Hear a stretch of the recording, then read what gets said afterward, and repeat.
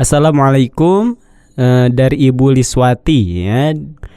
Mau tanya Pak Ustadz, kalau baca niat wudhu di dalam kamar mandi apakah boleh? Kemudian kalau dari sholat maghrib lalu sampai ketemu azan isya, apakah boleh kalau tidak wudhu lagi? Silakan Ustadz. Waalaikumsalam warahmatullahi wabarakatuh. Kaum muslimin yang berbahagia, wudhu itu merupakan salah satu sarana mensucikan diri dari hadas kecil. Kan begitu ya? Wudhu juga merupakan salah satu syarat sahnya dalam ibadah sholat, karena wudhu adalah bagian dari thaharah. Nah, berkaitan dengan pertanyaan apakah boleh membaca niat wudhu di kamar mandi, kan begitu ya. Nah, niat ini adalah di dalam hati kaum muslimin yang berbahagia dimanapun berada. Jadi niat itu ketika Anda berangkat atau Anda pergi ke tempat wudhu bermaksud untuk berwudhu, itulah niat. Jadi niat itu tidak mesti dibacakan oleh lisan, kan begitu ya. Sedangkan kalau pertanyaannya adalah bolehkah wudhu di dalam kamar mandi, maka tentu dibolehkan.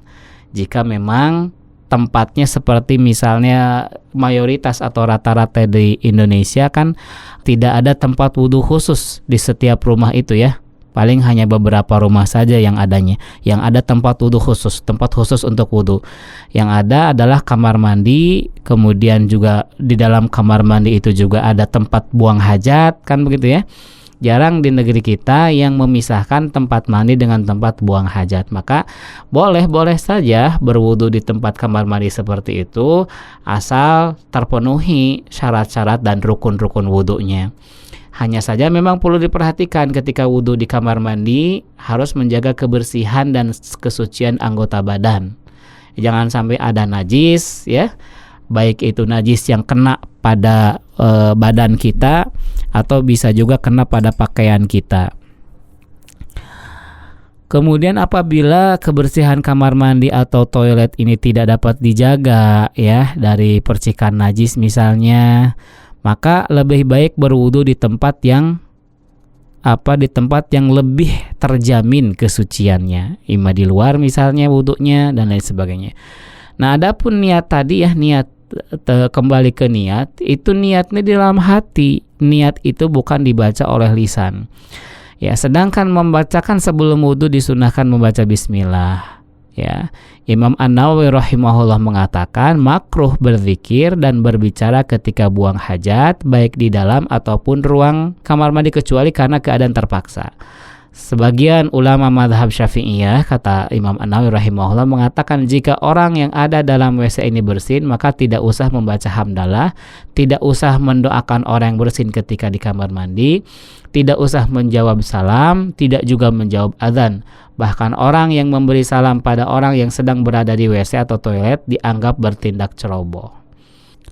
Imam An-Nawawi rahimahullah membawakan dalil sebuah hadis dari Ibnu Umar radhiyallahu anhuma bahwa ada seseorang yang bertemu Nabi SAW ketika beliau sedang buang air kecil. Orang ini mengucapkan salam, namun Nabi SAW tidak menjawabnya.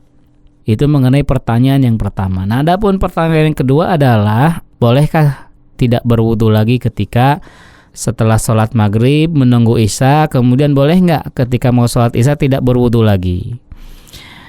Apabila tidak terjadi pembatal wudu ya, misalnya kentut, kemudian pipis ya, buang air besar, buang air kecil, kemudian tidur yang sangat lelap ya sehingga tidak sadar apa yang terjadi, maka boleh sholat isya tidak berwudu kembali setelah sholat maghrib karena tidak ada pembatal wudu. Ya, kalau tidak ada pembatal wudu, tidak terjadi pembatal wudu, maka itu dalam kondisi suci.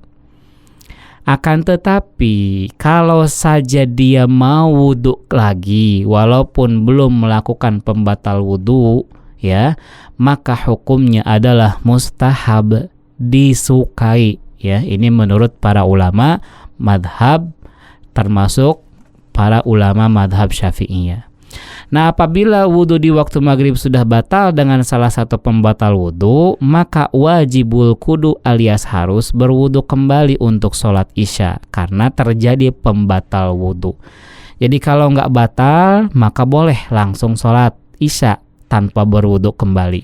Adapun kalau mau berwudhu, maka itu mustahab, disukai. Tapi kalau terjadi pembatal wudhu, maka harus wudhu, ya, wajib wudhu, karena toharoh atau wudhu adalah syarat sahnya sholat. Wallahu a'lam.